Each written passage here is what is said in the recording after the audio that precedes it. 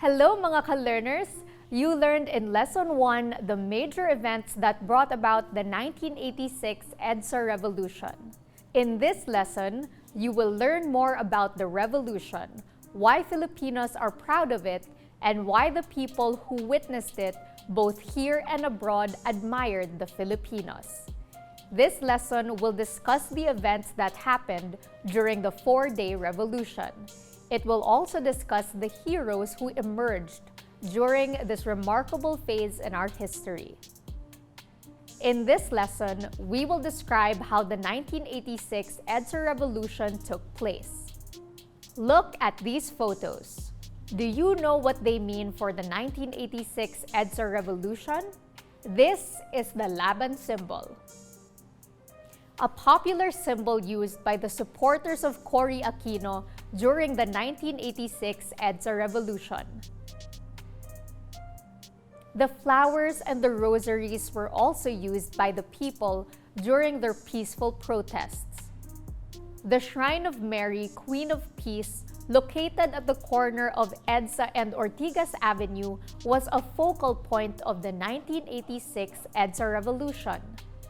Chronology of events of the 1986 EDSA revolution. The events that transpired after the 1986 snap elections have changed the history of the Philippines. Let's watch this story to learn the events as they happen. The turn of events during the 1986 snap elections seemed to happen quite fast. Day 1, Saturday, February 22, 1986. In a press conference, Vice Chief of Staff Lieutenant General Fidel V. Ramos and Defense Minister Juan Ponce Enrile announced their withdrawal of support for President Marcos and called for his resignation. They revealed that there were massive cheating incidents during the snap elections. They also declared that Corazon Aquino was the true winner. Ramos called on the armed forces to join them in the rebellion. Enrile asked support from Manila Archbishop Jaime Cardinal Sin. Cardinal Sin appealed over Radio Veritas for people to bring food and lend moral support to the military rebels. Day 2, Sunday, February 23, 1986. Thousands of people began to gather outside the rebel camps. They brought with them supplies and food for the soldiers. They also formed a human barricade outside the camp gates to prevent any possible attack. The Radio Veritas transmission tower in Malolos, Bulacan is sabotaged by armed men. This prevented any news of the rebellion in Manila and Quezon City from reaching the provinces. At 10 a.m., Enrile called for greater civilian presence outside the rebel camps over Radio Veritas. Ramos said that the moral power of an enraged population would be enough to stop the loyalist forces non-violently. Ramos called the revolution a revolution of the people, isang revolusyon ng mga tao. A large group of armored marine personnel and tanks approached the rebel camps via Ortigas Avenue. However, they were stopped nearly a kilometer from the gates by thousands of people. The military threatened to open fire if the crowd did not disperse. The people remained where they stood as they sang "Ang Bayan Ko" and prayed. They also offered the soldiers cigarettes and bread. As the Marines tried to push forward, the people sang louder and prayed more. The Marines failed to disperse the people. They withdrew their forces without firing a single shot. Throughout the afternoon, opposition leaders held talks with Enrile regarding the formation of a provisional government or temporary government with Aquino as president. By 7 p.m., Ramos pledged to put the new armed forces at the service of newly constituted authorities. He was referring to the possible Aquino-led provisional government. Day 3, Monday, February 24, 1986. At 12 midnight, President Marcos appeared on television and announced that he will not resign.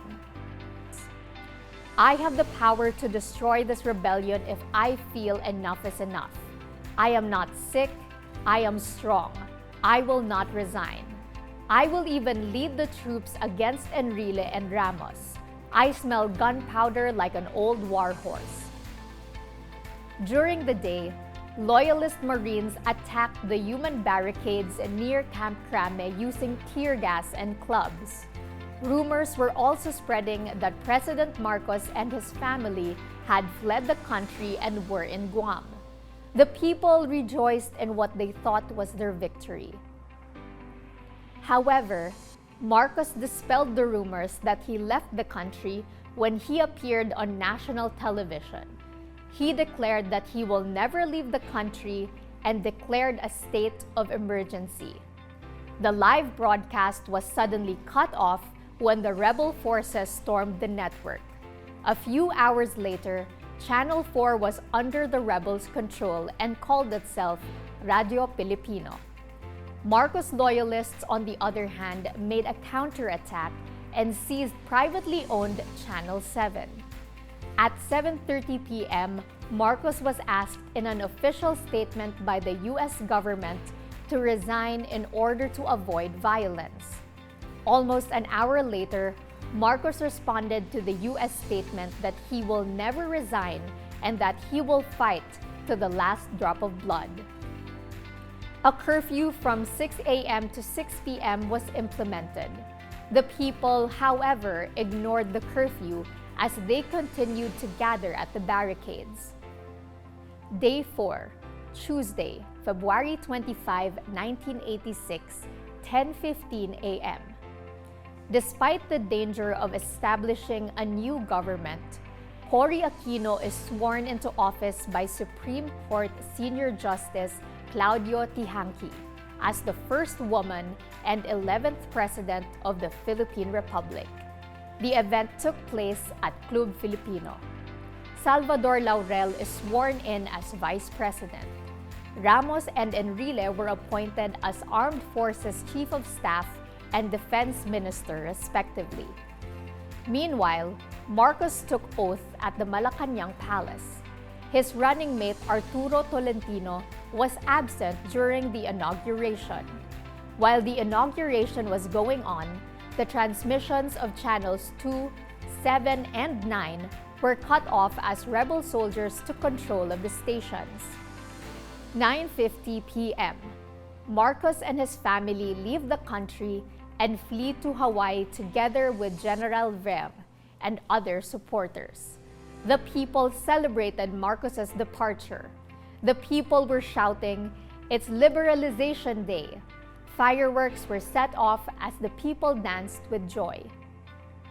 The 1986 EDSA revolution was a significant phase in our history because the people were united towards a common goal. No matter who they were, rich and poor people alike, they became one in pursuing a noble cause. The armed forces, which during the martial law period created so much terror in the lives of the Filipinos, regained its dignity. True to their sworn mission, they served the people, defended and helped free the nation from dictatorship. During the revolution, everyone shouted for freedom. Everyone showed what people power could do. Everyone was praying and singing. The Filipinos that took part in the revolution courageously stood firm for what they believed in. For them, they already had enough of Marcos and they wanted changes or reforms. The first on their list was to change their leader, which they attained in the end. Let's summarize what we have learned so far. The 1986 EDSA revolution was the revolution of the people. It was because of the people's unity and support that victory was attained. The revolution lasted for 4 days and had significant events, including the respective calls of Cardinal Sin, Enrile, and Ramos to the Filipino people and military. The peaceful standoff at the gates of Camp Crame, where thousands of people formed a human barricade. Marcos's refusal to step down even as the US government asked him to. Two separate proclamations of Philippine presidents, one at Club Filipino in Quezon City and the other at Malacañang Palace, and the Marcoses and their cronies fleeing the country on February 25, signaling the end of the revolution. There it is, mga ka-learners. Congratulations! You now clearly know what happened in the 4 days of the 1986 EDSA Revolution. I hope you learned as much as I did about these important events. See you next time!